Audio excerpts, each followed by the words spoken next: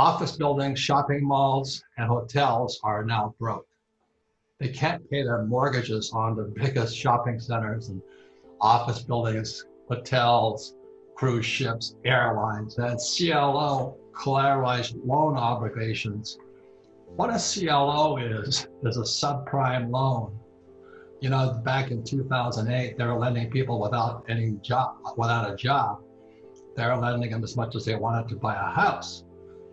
Well, a CLO is the same thing, but it's loaned to a CEO whose business is broke. So these CLOs, they're huge.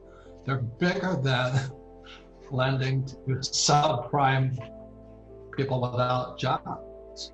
People like the central bank, Wall Street, the US Treasury, and the ultra rich rip us off via our money and the education system. We get effed via our money.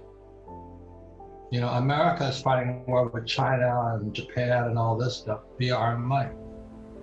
So when I say because the dollar is dying, I'm just not BSing you. Yeah, I am a student of it. So that's how I know the dollar is dying, the stock market is way high, and gold is high. They shouldn't be. And the reason is because they're ripping us off.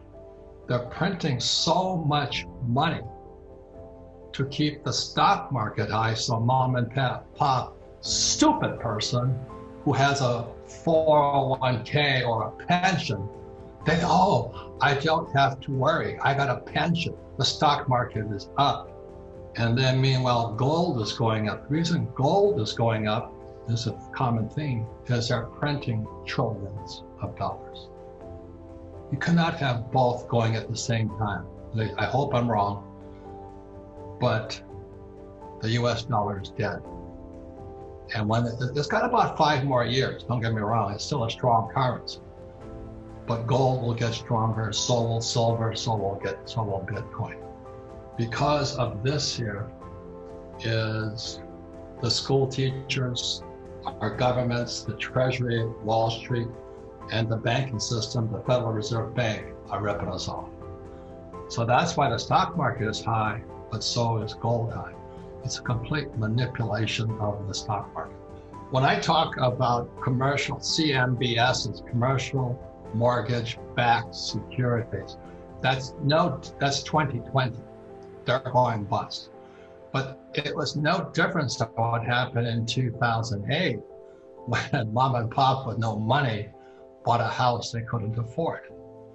So the difference is from 2008 till today, 2020, the problem only got trillions times bigger. So CMBS, that's one thing. What they are is in the shadow banking system. And I'll be talking more and more in the future about the shadow banking system.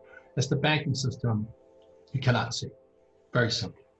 So you have a CMBS, that means that shopping center down the street from you, the hotel next to you, the office building, you know, if you live in a big city, those buildings are broke.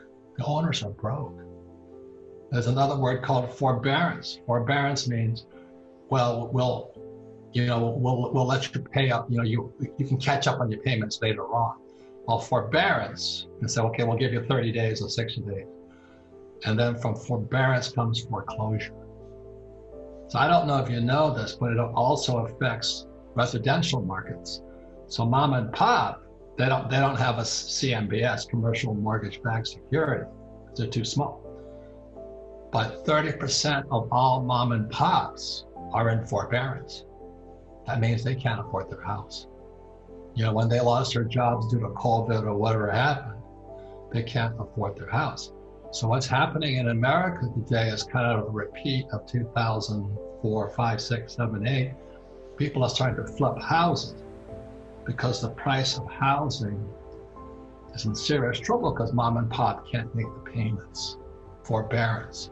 So forbearance means they're asking for more time to pay the mortgage.